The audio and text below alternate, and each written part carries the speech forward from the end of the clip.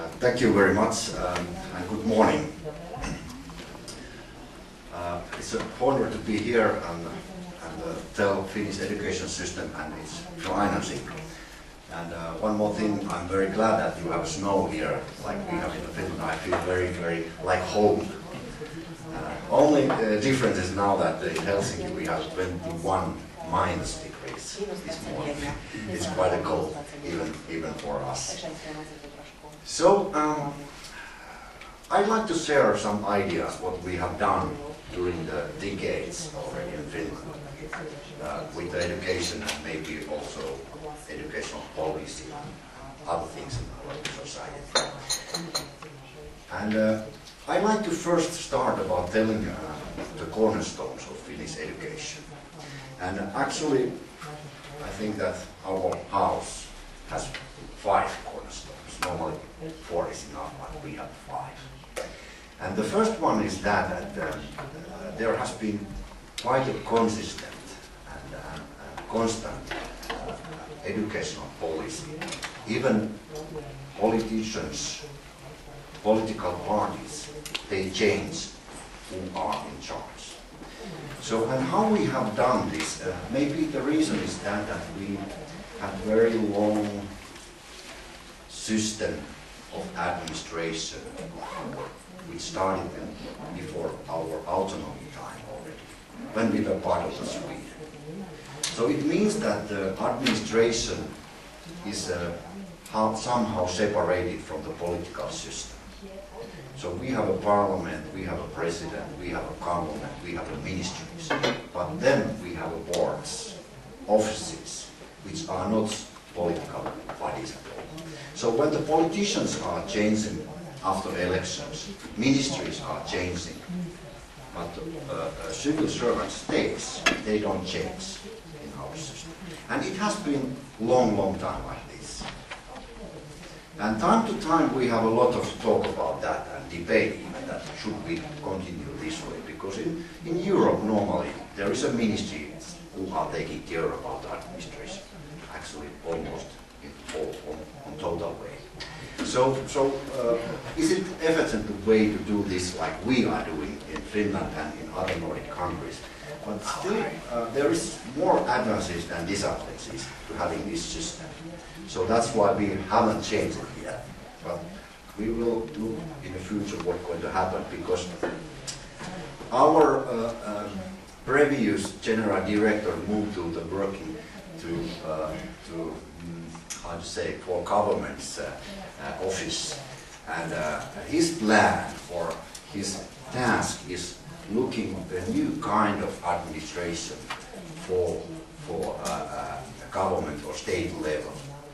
And his new idea, I will tell you now some secret, is that we will have only one ministry, only one. It could be, we call it super ministry, taking care about all, and they have only a different kind of, how you say, departments on this ministry. So it's a huge change maybe coming in Finland soon, but this is only the plan, and I don't know when this will really going to happen. And the second cornerstone is that always when we are planning something, we try to look to the future. And how to do it? Well, everybody knows that it's very difficult to know what will happen next year or after 10 years. But the best way to predict is look back, look to history. What has happened if something has changed and so on, and make some kind of trend lines to see in future what's going to happen in education or in society or youngsters or working forces. So that's what we are doing. Planning, and that's why also the core curricula is changing every 10 years in Finland. And now we are moving on and doing the new core till 2016. So our school will have a new curricula that year. So reform is going on. And then comes third cornerstone, and this third cornerstone is one kind of idea of give possibility for everybody to education, give access. And this happens so that we try to balance by financing system and also giving support those who are struggling in learning, so that everybody has a possibility to learn and do their best and use their competencies and potential. So actually the idea is very simple. Those who need more money, we give more money for them to guarantee that the quality and availability is there. It doesn't matter where in Finland you are living. And the second thing is more or less individual. If you have learning difficulties, reading, writing and mathematics, they can be also some kind of fence or limitation to take everything out from the education. So we need to have a very effective special education. And we had put a lot of emphasis from the 70s to special education. Maybe you know very famous persons who had this kind of problem. Maybe I can name one, Albert Einstein. He had a huge problems in reading and writing, and actually also in mathematics sometimes. But he was a very brilliant guy. And actually, if you know the gifted and talented persons, there is a lot of persons who have these kind of problems, but they could do something to hide that one or survive in learning. And we try to find ways of supporting these students so they can survive in our education system. And then the fourth cornerstone is that our principals are not only directors. We are calling them like a pedagogical director of the schools. All of our municipality persons who are working in the school, they have to work there also as a teacher. So does principal do.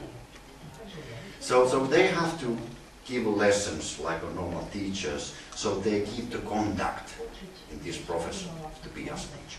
So they really know what is going to happen and what is going on in the schools. So they can be a leader this way.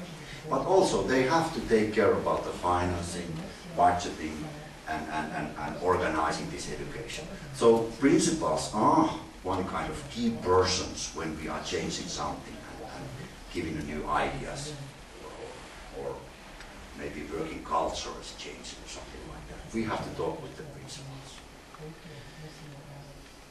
And maybe also connected to this cornerstone is that we have an evaluation system, but this evaluation happens two ways. One is an external evaluation, which is done by the government. Actually, my office is working with this. It's sample-based, but then also the school have to make self-evaluation every year. And this self-evaluation, there is no rule how to do it, but they have to do it own way. And this helps them to find those places where they need improvements. 1, 2 things per year, it's enough. And then also they can find the places where they are doing very well. And maybe they can share this idea with the other schools as well. So this is one also very important thing, evaluate own working, own business. And maybe the fifth cornerstone is the trust, culture of trust. It's difficult to describe why is that, but somehow when we are not checking too much, persons in education are working better. And why we can be sure about that? The first step is that we need to have a competent persons working in the schools. So we ask, or we are requiring that all the teachers have to have at least master degree level from the university to be a teacher. And that's actually, it's not enough. They have to also study educational studies there, exact amount, and done the practice in university training school. Then they can become to be a teacher. So that's guarantee that we can trust their professionality. And then we also give a very strong tool from our hands to teachers' hands. It's an assessment of pupils or students. So what we do, we give them guidelines, how to do the assessment with the student. And we don't need final exam system. Of course there is a variation between the teachers, but still it's not big problem anyway. Because if the parents or students are unhappy for marks they are having after basic education, they can make some kind of what do you call it? They can ask first from the principal, is everything okay? Is everything done correctly? And if they are still unhappy, they can make one kind of paper about that. They need to make a new checking of the students' knowledge and skills.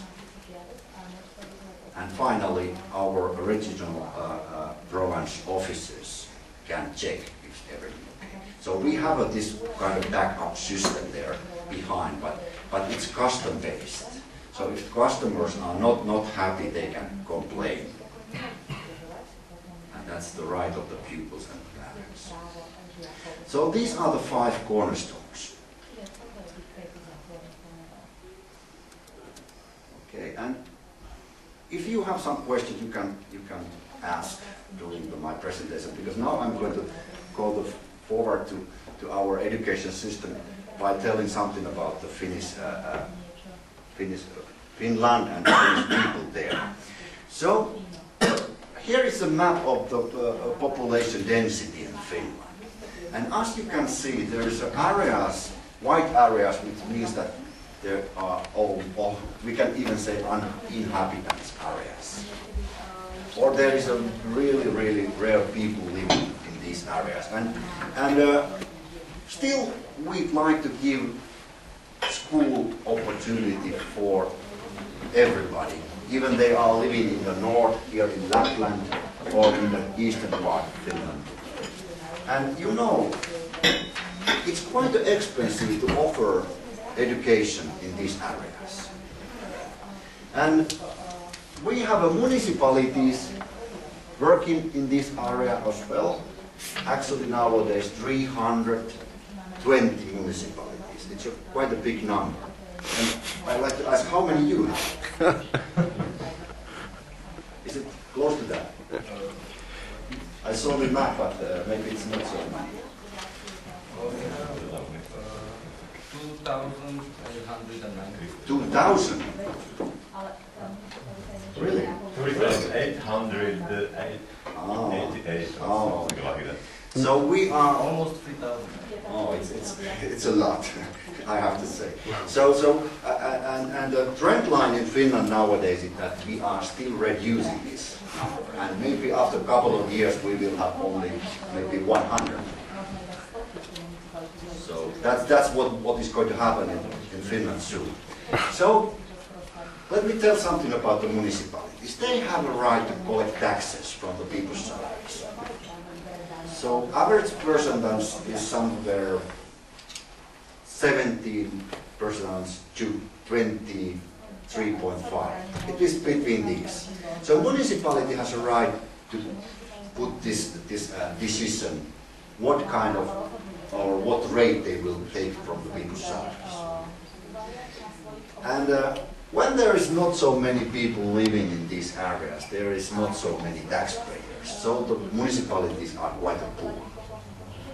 And areas where we have a lot of people living, like Helsinki, Turku, Oulu, there's a lot of people, lots of taxpayers, and they are very rich municipalities. And they have a better opportunities, better possibilities to organize education there than here. And that's why we need to give support more here, these areas, than these areas. Somehow I call this system, how we do it, so like a Robin Hood system. Taking money from the rich and giving it to the poor. Actually, this is not really happened this way, but it sounds very, very nice to call it Robin Hood. So actually, all the municipalities covers from the educational funding something like 58%, and the rest comes from the government. And this is just the average. I will later tell you how we do it, because it needs some kind of counting and calculations quite much. But I will later tell more detail how we do it. That's the one thing. Rich and poor municipalities, and we try to balance that. And the second thing is that we have two official languages in Finland. We are a bilingual country, Finnish and Swedish, and everybody has to study both languages. And why is that? Well, Swedish minority is only 5.4% of the population. It's a really small minority, but it's a very strong minority. And the reason is that they actually Finland was a part of the Sweden for 700 years.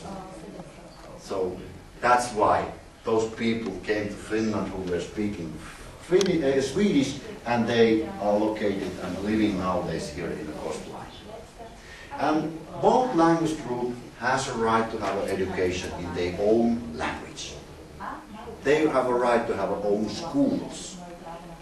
And you know, it's quite expensive to have two types of schools in Finland, two language type of schools in Finland. So we also need to give some kind of help for those municipalities here who are offering bilingual or Finnish language education in these areas. So we have a system for that as well. And then comes also Sami language, which is spoken in the north part of Finland. These also needs personal help, because we try to keep those culture living. And the one way to guarantee that they don't die is that they have a right to have a own language instruction in schools, if they want to. This is a very small number. It's not many people, but still, if they want to have a Sami language, they can have it here. Okay. This is clear, right? And do you have a similar things in your country? No? Not yet. Okay. And then I like to talk a little bit about the immigration, because the immigration rate in Finland is very low. It's rising a little bit time to year to year, but still it's very low comparing to Sweden and Norway. And why this is very important for us? The reason is that we have a huge challenge after 20 years that we are lacking working people in Finland. I'm not sure about the amount, but it could be 100 or 200,000 people needed to work in Finland in the future. You know the service ratio term. Service ratio means that how many under 16 years old and how many older, over 65 years people there are living in your country per 100 workers. It's called service ratio. And today it's about 50% in Finland. So 50% young person or old person per 100 workers. It's quite okay. But after 20 years it will be 73. And it will be in Finland, we will be a top in Europe. Also Germany, Belgium, France, even Sweden will be there in almost the same level. And all the other countries, they are more attractive for immigration than Finland. I don't know why, because maybe the language is very strange. We are weird, very cold country, but Sweden is as well. But there are already families living there, so it's easier to adapt there than in Finland. So this is a huge problem, because we can't do that just by ourselves to solve this problem. We need immigration. And actually, being honest, we need educated persons to come to Finland. And this is not easy to solve this problem. Our politicians are working for this every day. And there's a lot of new suggestions or things to do. One is that, okay, let's move this retirement age later. Now it is 65 years. When you're at 65, you can retire from your work. But now they are talking about maybe it could be 67 or more than that. But you know, it's not exactly happening that you just change it and you are waiting that people are staying 1 year, 2 years longer in the working life. Because people get tired, they get sick, and so on. And our calculation says that if you add 1 year there, it will be only 0.2, 0.3 years in reality. So it's not the solution for this problem. Another suggestion is that maybe we should start our education earlier. Nowadays, our compulsory education starts that year when the children or child at 7 years. Should it be earlier? I don't know. Maybe that could help. Or maybe we should have a shorter time in how long we stay in a basic education. 8 years. I don't know. It can be one solution to have one age group earlier to the working forces. But the decision should be to do today, not waiting 10 years or more than that. Because otherwise, this will not be the solution for our problem. But you know, we have a lot of things to do in Finland. It's not sunshine every day. Okay, and let me tell you some other things about the average monthly earning about Finland.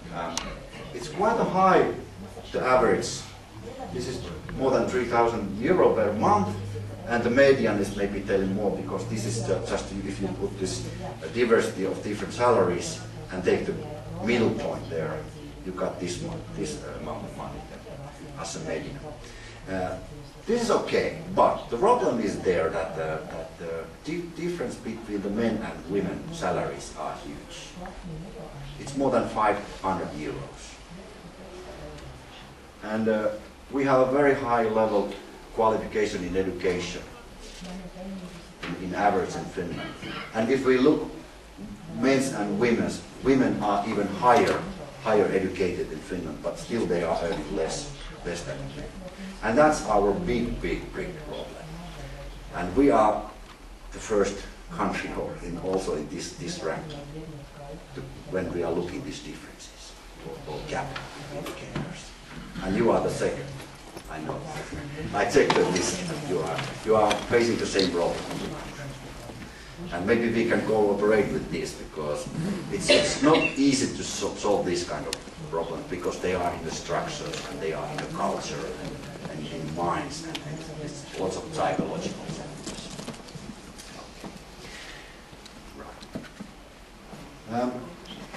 Very short look for our education system. So we have a pre-primary education there, and it's free of charge for students or little kids, but it's also voluntary.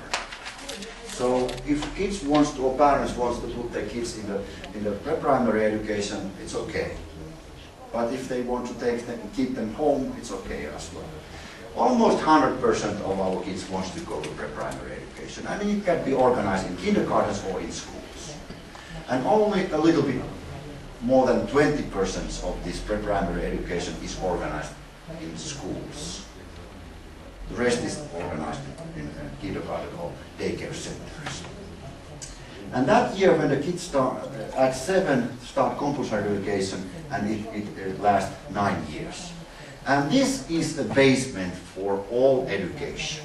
And this is a fundamental idea, that we are not selecting our students too early to different types or different tubes or paths here. It's happened when they are actually 16 years old. It's late, and there is a reasons for that. because before 70s we had a similar system like you did, that is we call it parallel school system.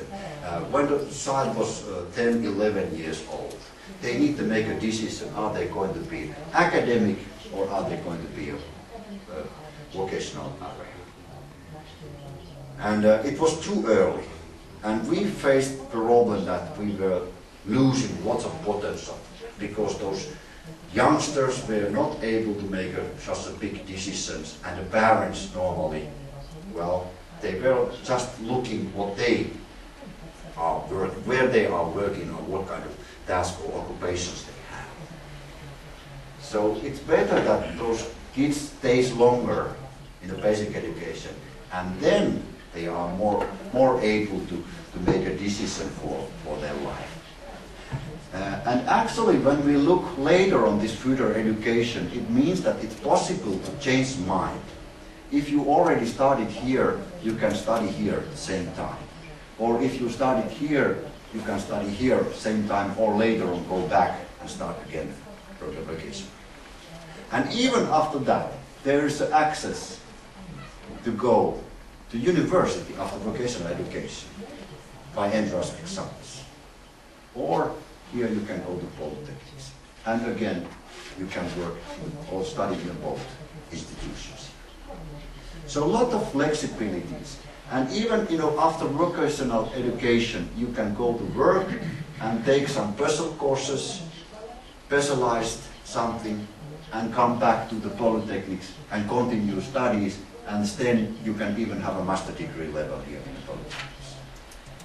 And make a doctoral thesis here. So lots of different ways of doing it. So idea is that giving opportunities for everybody, depending on where you're coming from, or are you rich or are you poor. Because whole this system is totally free of charge, even foreign students. So anybody can come to Finland and study free of charge. And the second thing is that if you want to continue studies through all your life, it's possible in this system. There is no age limits here. Are you too old or too young? You can just go there and try to apply to be a student and start studying. Here are the main feathers. I skip these because there's maybe not so interesting things anymore.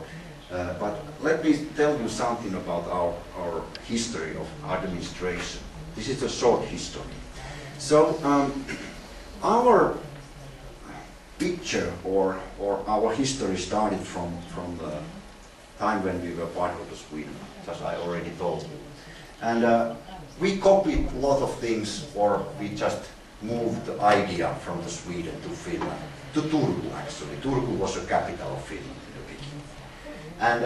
And quite many of people who were working in administration had an academic background, and this academic background came from the church.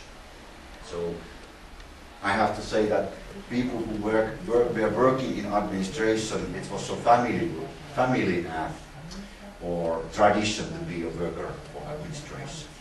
Father and grandfather has been there already. So it's very typical that time. And then we started to be a part of the Russian Empire for 100 years. First it started so that nothing changed. Same people were working in administration. The system was very typical and similar like Sweden. But then, in the middle of this period of the autonomy time, we started building constitutional state. And this year is very important because this was the first time when the Finnish parliament was formed. And they had the first meeting, actually my hometown in Porvoo, near Helsinki. And first time they adopted laws for Finland. Even we were not independent, but we had the autonomy. And there was a lot of laws telling about the education here. And later on, a couple of years after this, the first teachers was trained in a special institution. We call them seminars, teachers' seminars. And they last only 1 year, and then you were able to be a teacher. We didn't have a compulsory education or compulsory school yet that year. Compulsory education started in Finland in 1921, quite late. It's less than 100 years old. So this is the big change, and it lasts till Second World War. And this is the period of war, and administration was totally changed because lots of people were in charge there in the army actually at that time. So there's a lot of exceptions in laws and so on. But after that started industrialization period and lasted till 1966. And why this is very important? Because we need to pay a lot of equipments, lot of money and lot of things to the Russians and United States and so afterward, because we were loser of the Second World War. Finland was never occupied, but still we needed to pay a lot. But this was somehow lucky time for Finland to make industry to work and run in Finland quite a while. But still there was something lacking. We were comparing Finland all the time to our brother country, Sweden. Because they were a very rich country and they are still very rich. People had a lot of welfare there. And that's why we copied a lot of things after that year. So we are talking about the building welfare states till this year, 1987. And what happened this year? Actually, that was the biggest change in administration in maybe after building constitutional state. So what we did, this is something like that we started thinking that why we should check everything, why we should have just a similar system all the country. Why we just give one kind of independence to the municipality to organize administration, why we should check too much how much money they are using. Maybe it's better to make some kind of concrete agreement with the states and the municipality. What is the state's business, what is the state's tasks, and what are the municipality's tasks? And give them freedom to organize everything, give them freedom to allocate the budget, allocate to how they use money, and try to make everything work this way. And it's really changed. And also the state level administration says that so far people like me were just inspectors checking every day reports coming from the schools and municipalities, and that was our days. So we were only working for that. And nowadays our offices mainly, there is some exception like a tax office, but other offices are development offices. So they are developing something. We are developing education, and core curricula is one what we are doing. Then we have national programs, projects what we are running, and etc. So all the administration also changed working style and working target. And so that's the new orientation of welfare states. And now I'd like to share what we did actually that time. Maybe you are interested about the administration nowadays. President, parliament, government, and then comes the Ministry of Education. And under the Ministry of Education there is several bodies, boards like Education Evaluation Council, National Board of Education where I'm working. Then we have a Center for International Mobility and the Matriculation Board. And this Matriculation Examination Board is taking care about the only national exam what we have.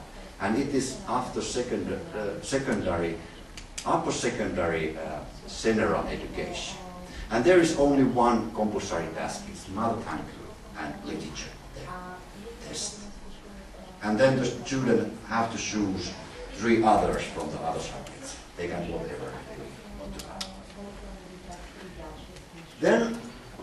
Education is working with the other ministries as well, but then directly they are working with the municipalities or federation of the municipalities. And then there is some private schools in Finland. Actually, the number of them are just 50. It's very, very small number of these. And then some of the schools are run by ministry, and they are state-mandated educational institutions like special schools for handicapped, blind people, and etc. 5 of them are general education and 3 of them are vocational education. Special schools. And then we have 5 offices, state resident administration, and they are working for the Ministry of Education. And normally the biggest area is adult education, taking care about that, and teacher training and service in that area. And also when there is some problem in schools, then these parents can complain to this office and they will make a checking to the school after that. So this is our administration in short. Let's see, the municipality as an organizer of education. First thing is that what the autonomy look like. So municipalities' autonomy started already when we were part of Russia. And maybe the main or the biggest task nowadays is the building welfare in a municipality. So they need to take care about health care, social care, they have to take care of education, they have to take care of infrastructure, I mean streets and roads and etc., electricity and water and things like that.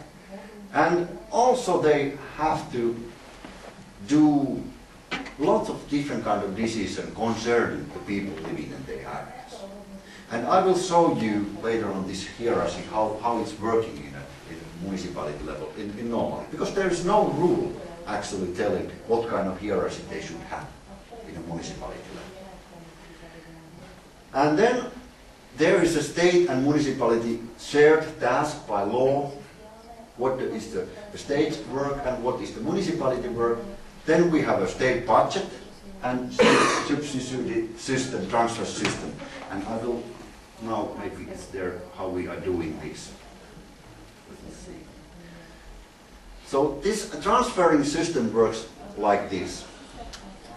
So in basic education and pre-primary education, Ministry of Finance take a decision what is the unit price of one student per year. And 2012, this price is a little bit over than 7,000 euro per student. And then one special day in autumn, actually 20th of September, all the local authorities or Federation of Municipalities or private providers of education, they count how many students they have in the schools. And very simple calculation, students times this unit price, they will have a total expenditure in average, how much money they need for running education. And 58% of the total expenditure will be covered by the municipalities in average. And this dotted arrow line means that this money goes theoretically to the big bag of money of state. And the rest money comes from the state budget, from the government. And then we need to make a calculation like this. So here you can see this is the unit price for one student, and it means 6 to 15 years old inhabitants in this municipality. It is based on 2009 real cost. It is only based because this amount what we were using last year was raised by 8.5%. Because everybody knows that the prices are higher and salaries has risen, and so the municipality needs more money. So this money is based on this, but it has some kind of rise by percentages. But how we count unit price for each municipality? It depends what is the population density in each municipality. You remember the map. There was areas where there was less people and areas where a lot of people. And actually number 40 inhabitants is very remarkable number. Because if there is more than 40, those municipalities will not have extra money. They will have just the basement, and the basement is 77% of this money. But if there is less than 40 people per square kilometer, they will have some extra. And if there is less than 4 persons per square kilometer, even that is possible in Finland, they will have more. And if there is less than 3 people, even more. And there is a special formula how we calculate it, this how much extra they will have. The maximum is 10% in this factor to get more 77% plus 10% to this.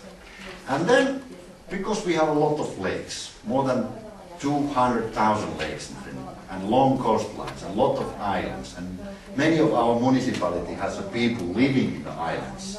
So we are looking if the main part of the people are living in the islands, they will have some extra. And there is a factor for that. And this gave maybe 20 or even 30% extra money for those municipalities.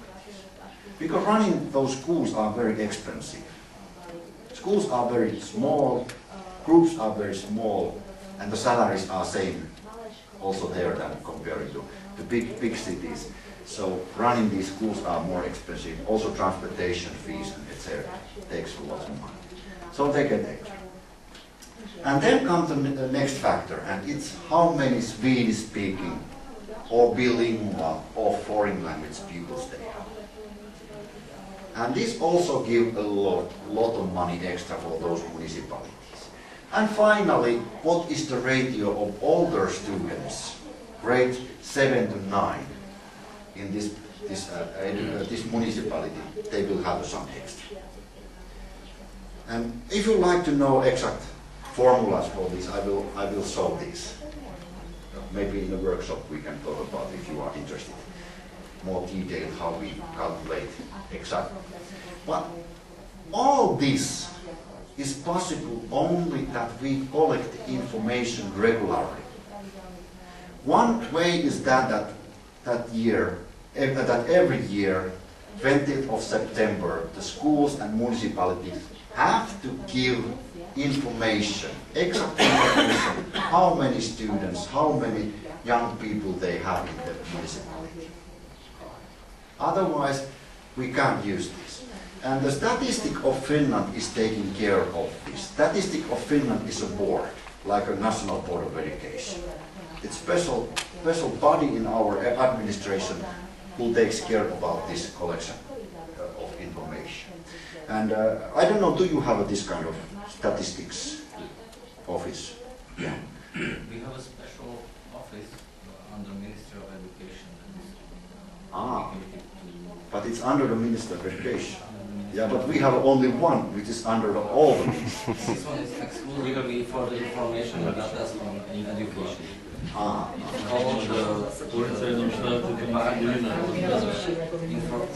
the information in education.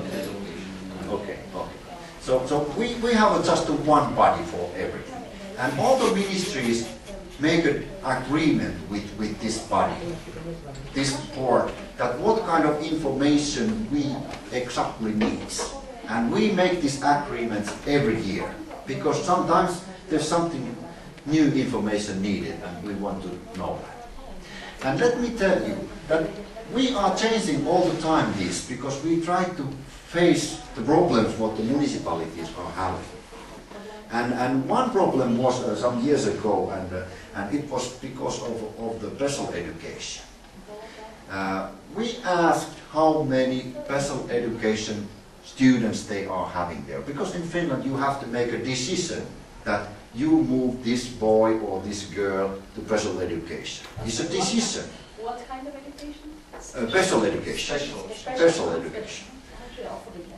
And this special education means that the money will come double. If it was maybe 2003, it was 5,000 euro per student, but if the student was special student, it was 10,000. And you know, our municipalities, they were not stupid. They start making this decision in some places very rapidly, and very many of them. So they got a lot of money, and our ministry started to thinking that this is not right. Why there is somewhere so many stupid students and somewhere not so many? And that's why we arise this factor from here. We believe that the special education is needed everywhere, same amount. There is not big differences. And we share this money what was there within all the municipalities, same way.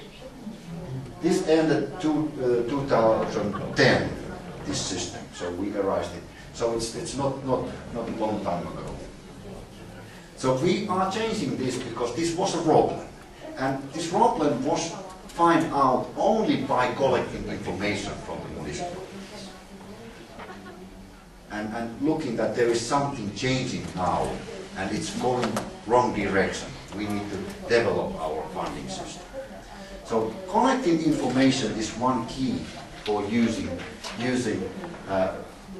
equal government transfer system, which is fair for everybody, and it doesn't need inspections, because this collecting information and comparing from municipality to other municipality, we can find some differences. Upper secondary education is a little bit cheaper, and every school has a special unit price, and it is made by, decision is made by Ministry of Education, Culture and Science. It depends on what is the school size. And here the markable number is 200 students. If the school is smaller than 200 students, then they will have extra money. And there is also a special formula how we counting this. Smaller, they get more and more money. Well, it's maybe changing in the future, because we will have less municipalities, and it means that the municipalities will be maybe 3 or 4 municipalities will be in one municipality. They will have a 4 school. Maybe they start thinking that maybe we need only 1. And then there will be a big school, and this system collapsed. So we need to change this the same way when we are reducing the number of the municipalities. We are facing this problem maybe in the future. So one thing what I have to tell you, the municipality has a right to make a decision on how many schools they have. They can have a 1 or 100 school if they want. It depends what kind of decision the politicians are making in the municipality. And those politicians, actually, they are parents, people living in this area. They are normal persons who are working for the municipality in the evenings, actually, and making the decision how many schools they want to have there. So there is no rule that every municipality has to have this amount or this number of schools. Some of the upper secondary school can have a special task, and they can have an extra. For example, Ministry of Education wants to have a exact number how many sports schools we need. Actually, there is 3 sports schools in Finland, and they will have an extra for that. Then we have some science schools. They are putting a lot of emphasis to sciences. They will have extra money for that. And some language schools, and maybe there's 1 or 2 math schools, and they will also have a special And then when the students are staying overnight in the school, maybe in the dormitory or in school, they will have an extra as well. And vocational education, it is most expensive education institution in Finland, and it's based also 2009 real cost, 4 years old things, but each vocational sector has a different price. Technical areas or sector need more money than the social care sector. So there is a difference, but this is an average, how much money we spend for one student. I want to know, do you know about your prices? How much one student in vocational education costs? Is it close to this? Yeah. It might be about 15% of that. 15? 50 or 15? 15 to 20. Less than, lots of, it's really less. Oh yeah, I see. There's a huge difference, I have to say. But the ratio to the general cost is about the same. Okay. Yeah, well, maybe we want to know where the money goes. This statistics is a little bit old, 2003, but it gives the picture where the money goes. And the main part of the money goes to instruction, teacher salaries and teaching materials. And look how less money goes to administration. It's this part here. This is administration part. So it's telling us that the administration, people working there in a municipality level, it's not much. So big part goes to the teaching, and that's a very good thing. And one more thing what we can read from this statistic is that in some areas where the salaries, actually the salaries are the same in everywhere, but how much money is going to the teaching is telling that maybe they have a smaller groups there. Here Helsinki and Espoo, they put a lot of emphasis that they try to keep the class size very small to have a good results. But some, like a Turku, is using quite less money for teaching. It means actually that they have a big groups in the classes. And also accommodation, transportation takes part, meals take part, all the services like a dentist, healthcare, psychology services take one part. Buildings, this is just the maintenance, because if the municipality wants to build a new house, new school, they use own money and they can apply help from the government. And the maximum amount of help from the government could be 50%. So it's quite much money. But the rest have to come from the own pocket. And as I told you already, that the municipality has a right to levy tax, collect money from the people, but they also have a right to take a loan. And the loan is maybe sometimes only way to have a new buildings in school, in the municipality. And also small project, development project is possible in municipality using this money. And the diversity, Helsinki is using, that year was using 5,500 and Pori was using 4,500. Quite a big gap, but the quality is the same still. Helsinki is more expensive place to organize education, and Helsinki is also using extra own money for education. Because next slide there's also something interesting about how our municipality are really using the money. Because after every year we are asking how much money you used for healthcare, how much money you used for education, and we make a statistic of that. So all the money which goes to the municipality is not earmarked. You know the earmarking. We are not saying that you have to use this for education. You can do whatever you want to do with this money, because all the social sector, all the healthcare sector, all the culture and this education sector money goes in one big budget.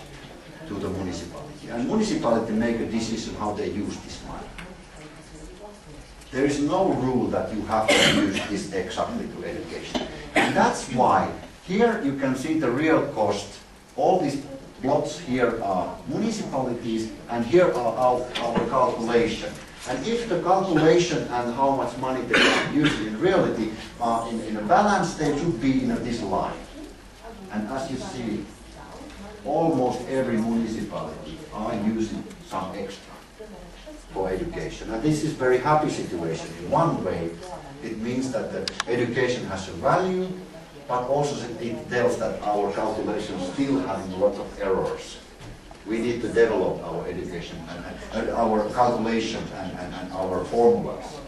Because using 4 years old information, old statistics is maybe not a very clever way of doing it. We should use newer innovation, newer information than that. So everybody knows that the prices are getting higher and higher every year. Salaries are getting higher, and transportation is more expensive also. So this is the one thing what we have to follow. And look at the diversity. From here, less than 4,000 till 12,000 per one student.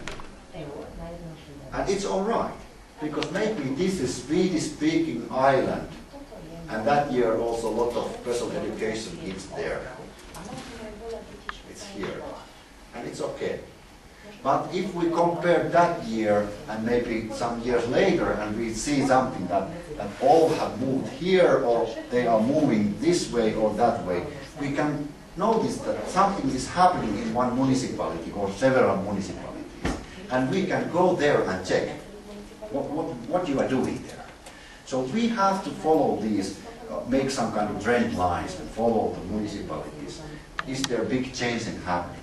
And if there is happening, we want to know why. And again, we don't need to check all our municipalities, just some of them which has changed. That's our idea. And normally Minister of Education asks our board to make check. Ask some person, go there and check. And some person from our office goes there. There's actually 9 persons working for this funding and financing system in our office, calculating and developing these formulas. And 4 persons is working with the data collection, actually using those programs in Tampere. Actually, it's a university one department there doing this. And then let's have a look how our municipalities are working. I'm sorry, it's covered somewhere. I have it here. Okay, now you can see. It's an example of organization of municipal education. So we have a mayors here. Actually, it's very nice job, very well paid, but it's very windy place.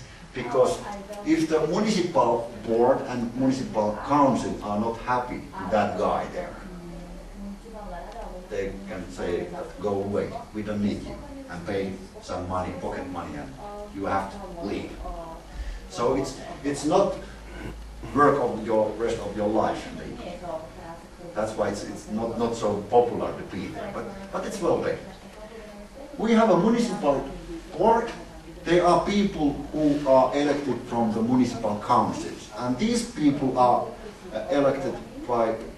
selected by elections. And we have elections every 5 years.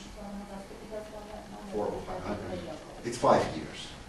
So they are people living in a municipality. This area where the municipality is, the people come from there to be on the council. These are politicians, like these. And these are making suggestions, and these are making decisions. And then every sector in a municipality, they have committees. And these are also have politicians and politicians. Normal people who were not elected to the councils, but they were maybe candidates to be selected to there. And they are working in a committees, and education has one committee. And they are also making the suggestions to the council. If they want to change something, they do the suggestion, and it goes here, and they make a decision. And then here are, well, how to say, one kind of border, because now we jump to the civil servants level. This is political party, part of our organization in municipality, and this is somehow we can call it civil servant part of this organization. And there is normally director of education sector, who taking care of everything. He has an office, or she has an office there. Not many people, depending on the size of the municipality. Helsinki has maybe 200 people there. But my hometown, Porvoo, is only 10% size of the Helsinki. If we look at the inhabitants, there is maybe 20%. Then, under this office, we have the schools. I put there the principal and the other workers there, like the teachers and other leading ladies and etc. But all these workers here are municipality workers. And when we are talking about the teachers and principals, they can't discuss much about the salaries with the education office or with the director, because there is a national contract about the salaries. If you take one teacher in Helsinki working, let me say, 21 hours per week, giving lessons, 21 lessons per week in Helsinki, and the same teacher in Oulu doing the same job, 21 lessons per week, they have the same salary there in both schools. There is no difference. If their age is same, that they have been teachers same time as long as. And then this is a national, so you can't discuss here about the salaries. It's fixed already. So only thing what you can do is that how you share the other money what is left. How big groups or class sizes you are having there in the school. You can make a decision. Actually, the school autonomy is something like that.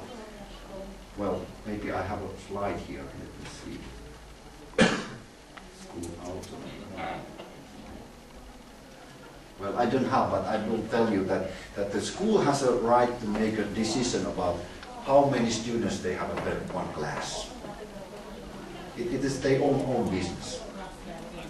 So it's one thing, and also pedagogical autonomy of teachers. What kind of method they are using, it's their own thing. And what kind of material, what textbooks they are using, that's also decision of the school, or decision of the teacher. So it's one thing what is good to know. Okay, and then how we regulate. Even the municipalities has a right to make a decision about a lot of things. We like to regulate it somehow, and we have laws, we have decrees, norms, we give instructions, recommendations for the schools. And this is the steering system what I'm talking about. Maybe there is one example. So we have a school acts and decrees and telling what are the students' rights. And we call it functional law. So it is not telling what the school should be or look like, but what kind of teaching and instruction should be there, and what kind of learning circumstances and environment the school should offer to students. What kind of rights students have there. So this is very, very strange, and we changed this law actually towards the new situation in 1990, so almost 30 years ago. So it's quite a new way of thinking. And then our parliament and our government, first thing is that what kind of subjects, which subjects we are having in a school, it's a decision of the parliament. And then what are the objectives and what is the distribution of lesson hours? This is done by Minister of Education and government. And then national core curricula comes from the National Board of Education. This is quite a powerful tool for steering our school, what they are doing there. But this is only framework, because our schools are making own curricula according to this. And it has an influence to teacher training, what is given in the universities, of course it's local level. Matriculation examination also follow the national core curriculum, and then we like to see the teaching and learning materials also following that. But this is not really exact like this, because anybody in Finland can make a book. We don't check any textbooks. We ended checking textbooks in the beginning of the 90s. Same time when we ended the inspection system.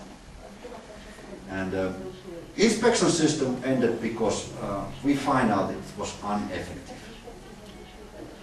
And the reason was very simple, that those days when the inspector came to school, everybody knew before when he is coming. Everyone was clean, everything was perfect. It didn't give any information about the state of the schools. So we didn't need it anymore. We could have a lot of information in other way. And why we ended checking textbooks?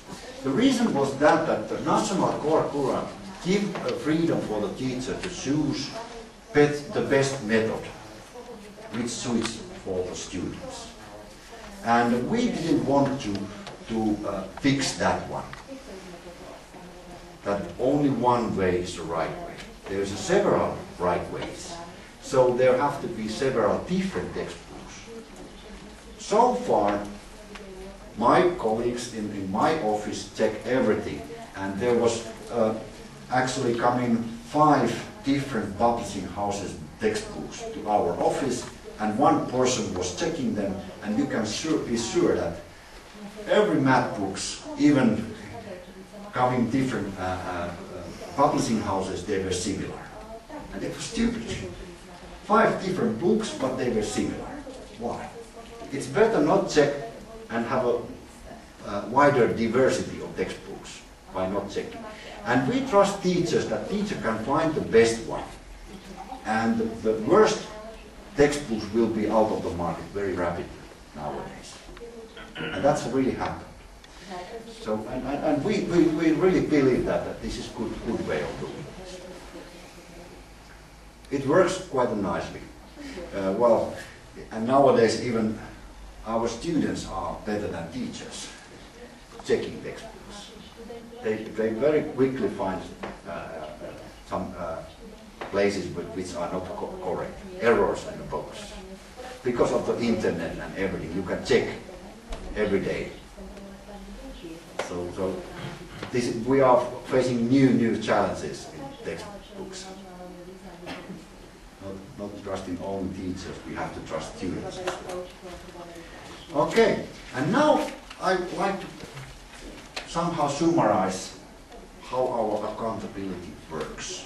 Because no inspection, no checking textbooks, nobody goes to schools and asks teachers what you are doing. Well, actually our schools have open doors. Anybody can go to school and stay there for a day or 1 hour and follow the lessons. But very rarely our parents go there. Only those days when we ask, or principal asks them to come, we have open doors, they come and visit us. But any day you can go there. Anybody can go there. That's the one way that we like to keep doors and windows open to the society. It's not hidden work, it's not secret work. work with the students. You have to be open to the society. That's the one thing what we like to know. But how we replaced inspection. And I already told you that the data collection, how you collect the information is very important. And it has to be done regularly, every year, and not big changes every year. You can develop like we did, but you have to collect information and try to make trend lines to feel the change and see the changes. Because the changes is mark of something. And then evaluation. We have a sample-based evaluation system, and it tells about the outcomes of the students' performance. We can check by that also that is there connection, how much money municipality is using for schooling or for education, is there connection to the good results. We can also check these things if we want to. And we can make a checking after if there is some markable changes going on. Parents or anybody can make a complaint. And these regional offices have to check them. And then every day we have a feedback. Actually, organization of administration is very low in Finland.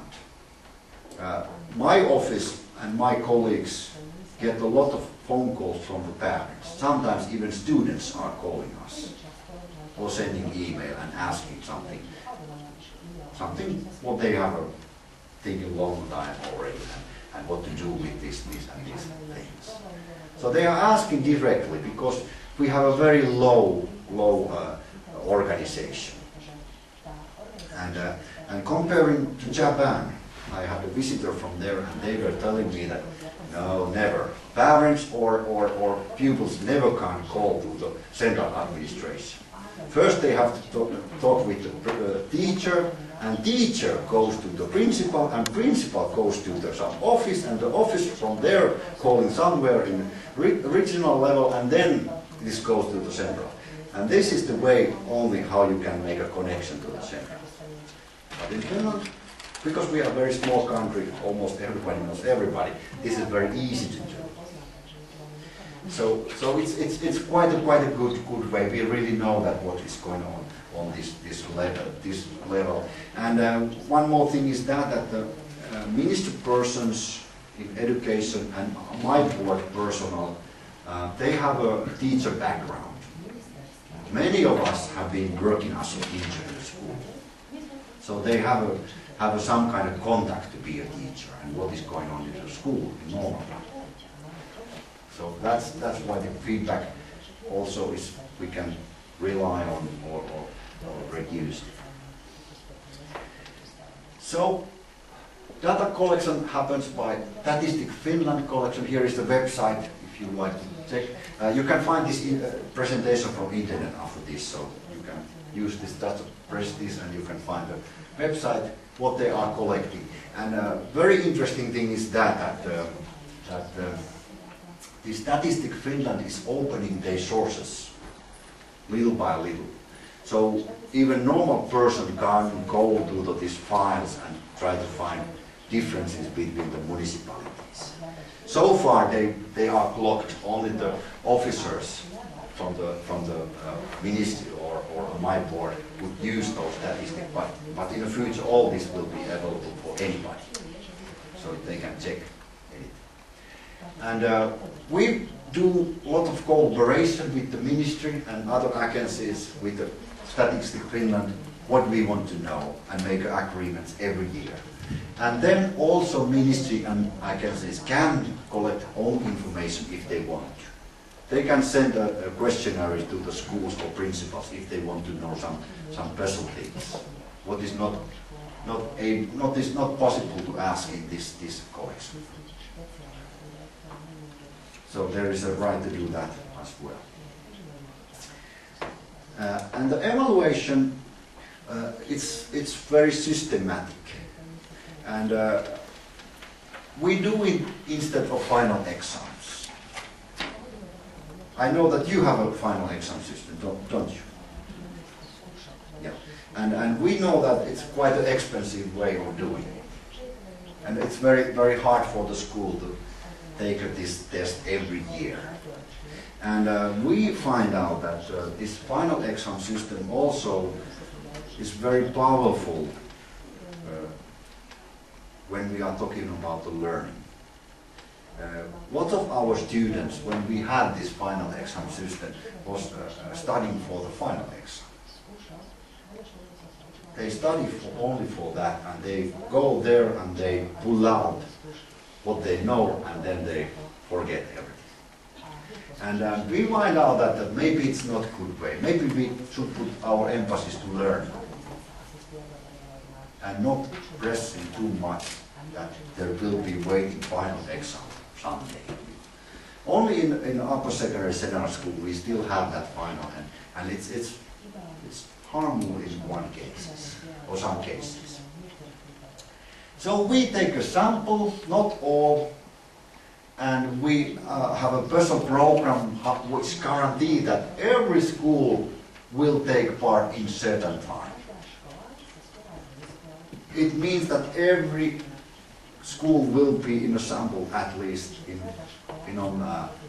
3 years. There is a systematic way of collecting those schools. And what we got? We got a good basement for decision making. We make a report which goes also to the politicians, so they can see what is the dates of the country. And also it gives good hints and good advice what areas we need to develop. 5 minutes. Okay, 5 minutes. Okay, let's go forward. So here are advances. It's easier. We get a lot of different other information, just not the test results. It involves in every school. Analyze their own performance, no ranking of the school, no ranking of the teachers, because it's just a sample. But what is the disadvantage? It is that there is still a variation of assessment, because assessment tool is a teacher's tool, and we are giving only guidelines how to do it. But we are not sure are all the teachers using the same criteria. So that's a challenge for us. And then we need to use statistical tools to prove that the results are really real results, telling us the states of the whole country. So we need the mathematicians working for us, quite a many. Sample is a two-step sample. Here are some examples. First step is that we like to see what is the language of this municipality, where it's located, what is the EU regional program, what is the municipality type, is it a city, village or rural area type.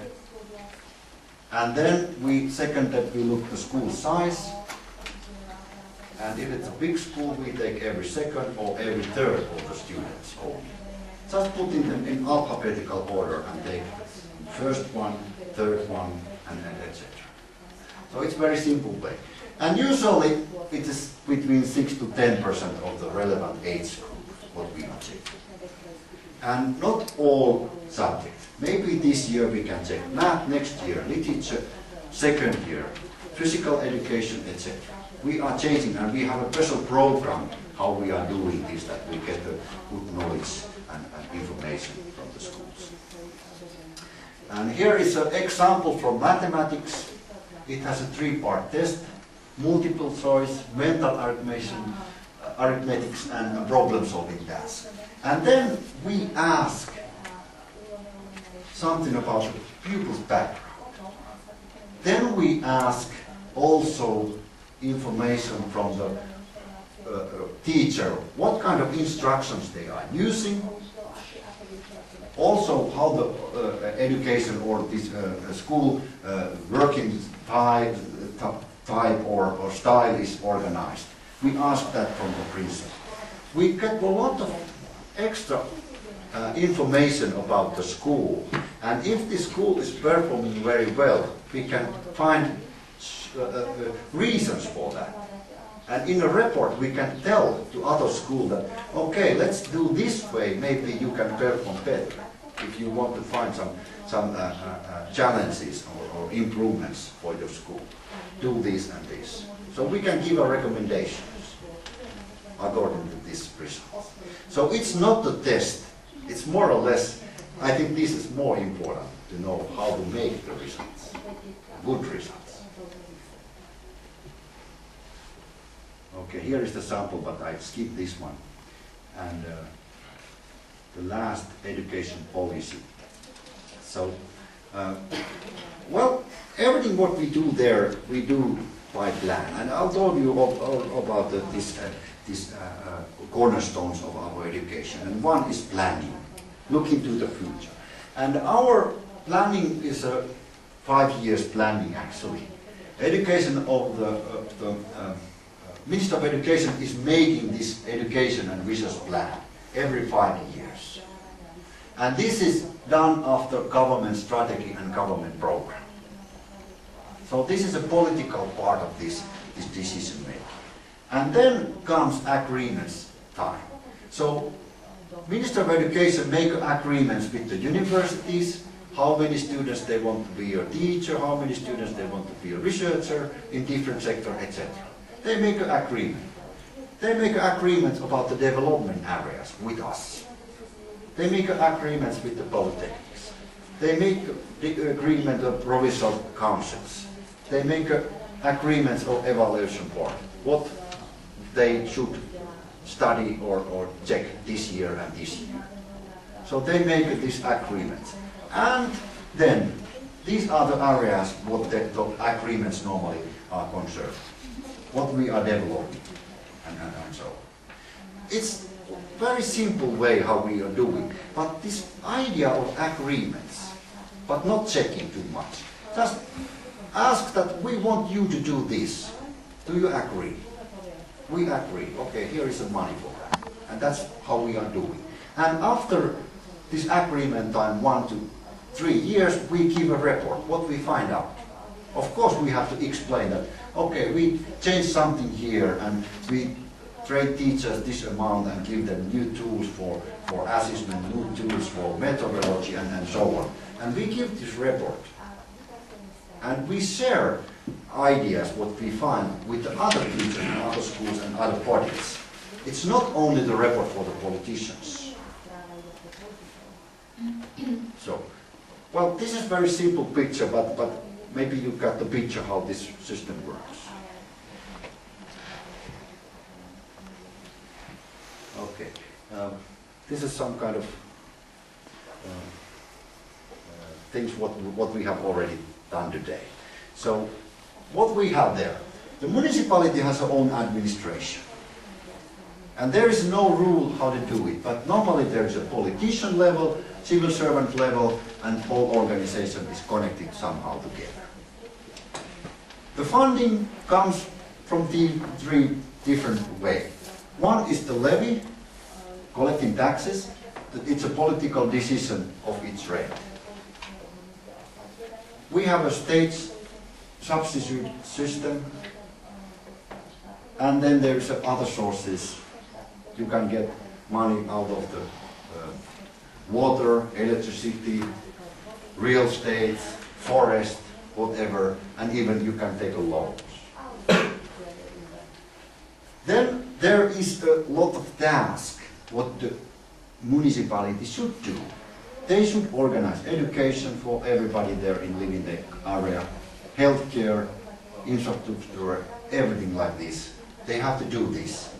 This is a welfare task for them. Then we like to regulate the system, laws, instruction, recommendations. And what is going on, this is indicator system, collecting data. Then we also evaluate, this is connected to data collections, to find changes. Municipality has also right to develop the system They have their own project, their own plans for education. And they can ask extra money for that if they want to. And we have some pocket money there in the ministry they can give, okay, let's try to do this. So they are trials sometimes, and these trials could be shared with countrywide after good results. And then one very important thing is also that the municipality is an employer. There's a lots of people working for the municipality. They get salaries from the municipality. So teachers and other staff working there, and salaries are national service agreement. And other things, what are the things what the employer have to offer and what the workers have to do. It is there in the agreement. So this is very short or small picture of what our municipality are doing, and very simplified picture of it. But I hope that you got a picture of Finnish municipalities by this. Is it clear? It's over. Okay. Here are some links where you can find extra information in English. This is my office website, and this is a Ministry of Education website where you can find financing exact detailed information, more than I already told you today. Okay, thank you very much. We will see in the workshops, right?